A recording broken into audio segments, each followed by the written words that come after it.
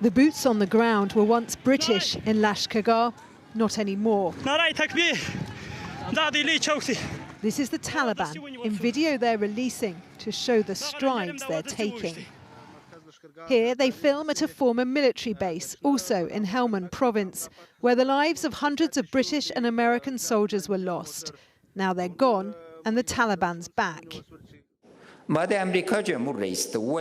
The Afghan president today telling Parliament the Taliban would have moved in more slowly if the Americans hadn't been so quick to get out.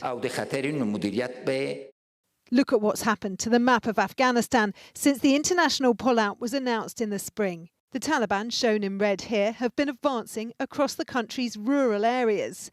See how the contested districts, shown in orange, are shrinking, with important cities like Kandahar, Herat and now Lashkar Gah beginning to fall.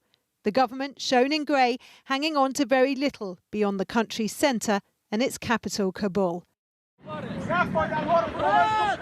There was hope of a much more peaceful landscape when the two sides began talks last year. Now, this former UN envoy believes immediate action's needed to get them back on track.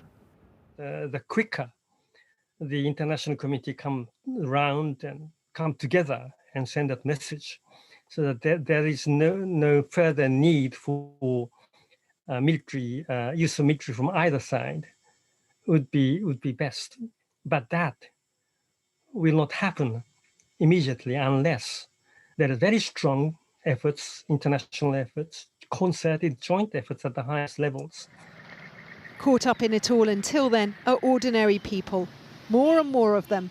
Almost half of the civilians killed since the beginning of the year have been women and young children. No surprise then that there are so many families on the move. The gains of the last 2 decades, better rights for minorities and women, girls allowed to go to school, threatened by a resurgent regime happy to target them. They have burned and they have destroyed many schools and many clinics, and the access to very basic services, especially for women, has already been affected in these provinces. And most importantly, in many of these areas, they have begun to force families to marry off their daughters to their fighting members. What happens next will determine whether another generation knows nothing but war, or whether a compromise can be found that would allow this country time to recover.